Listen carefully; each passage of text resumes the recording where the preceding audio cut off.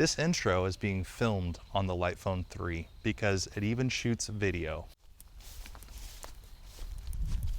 It's here. The Lightphone 3 is here. I've been using the Lightphone 2 for the past almost 4 years. It's wonderful. I love it. I've been a big fan of this device. And the 3 improves upon some of the things that people wanted. One, it includes a camera. Also, it has increased stability as far as GPS signal and just cellular signal in general. It's got all the doodads, and the build quality is exponentially higher.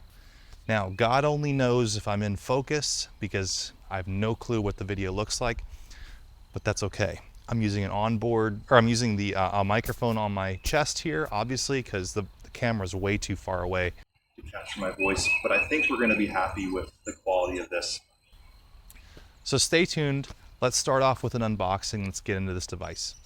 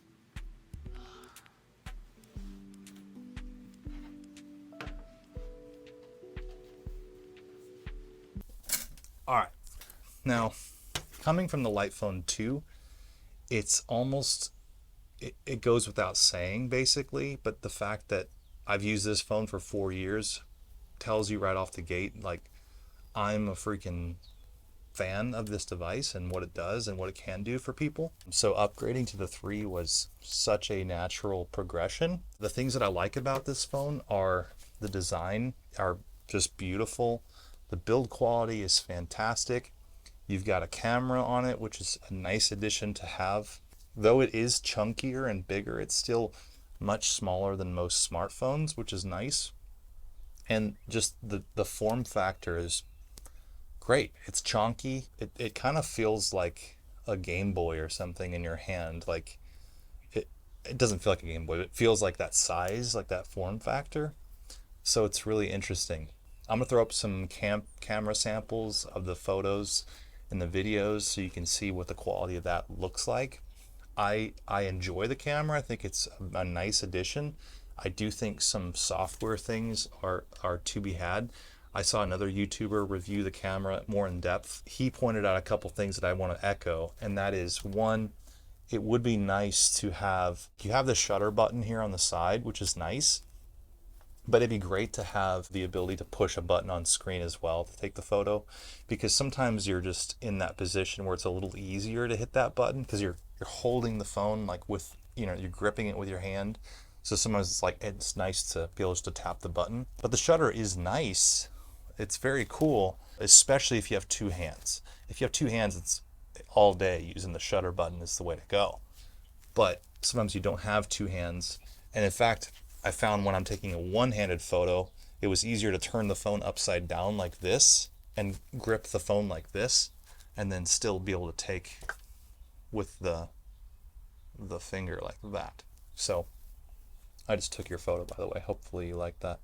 So I think the camera could use some improvements. Another thing I noticed is when you tap on the thing you want to expose for, it seems to overexpose just slightly.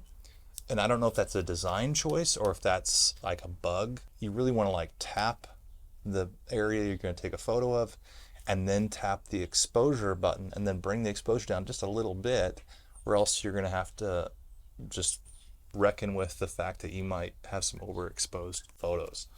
So camera is interesting.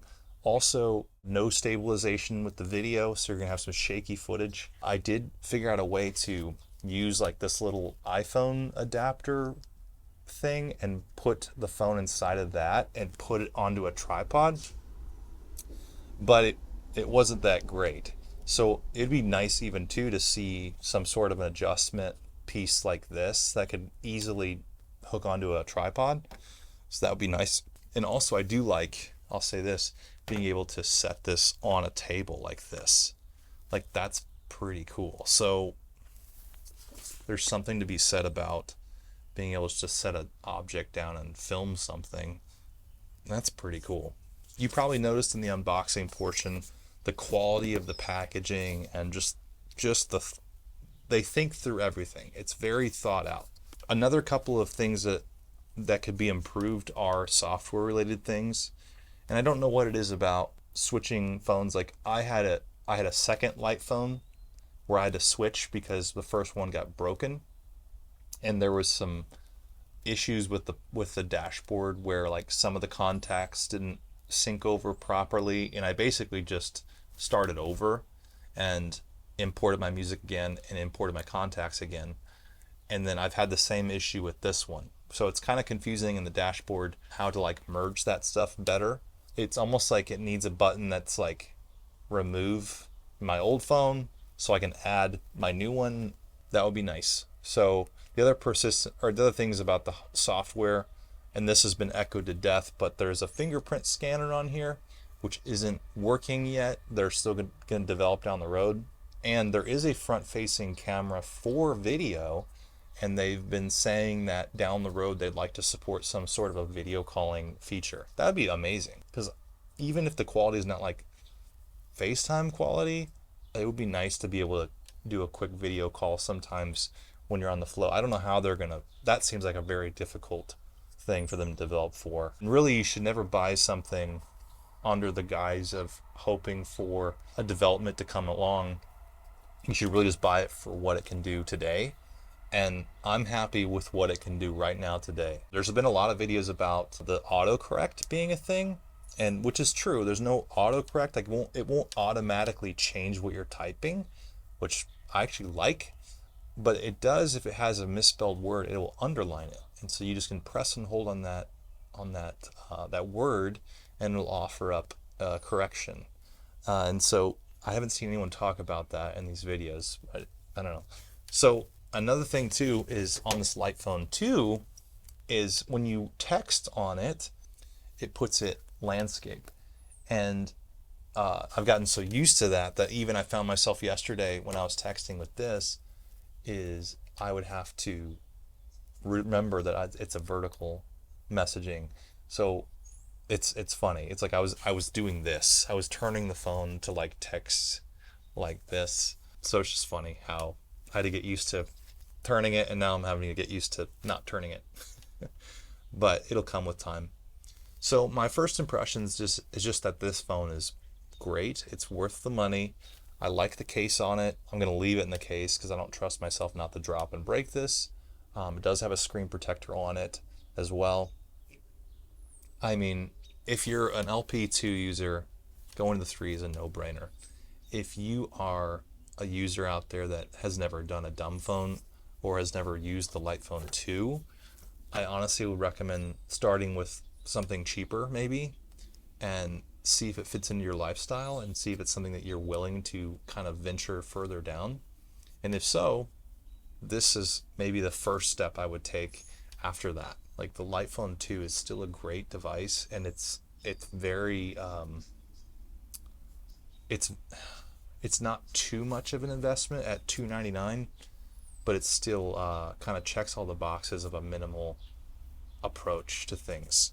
But if you know for sure, like, I need a camera, like I have to have a camera on my phone, and even the fact that you can look at images on here is a selling point, I think, because sometimes when you're on the fly and someone texts you something like an image just for reference, and you're like, what? I don't even know what that is. Can you describe it to me? I'm gonna do more video about this.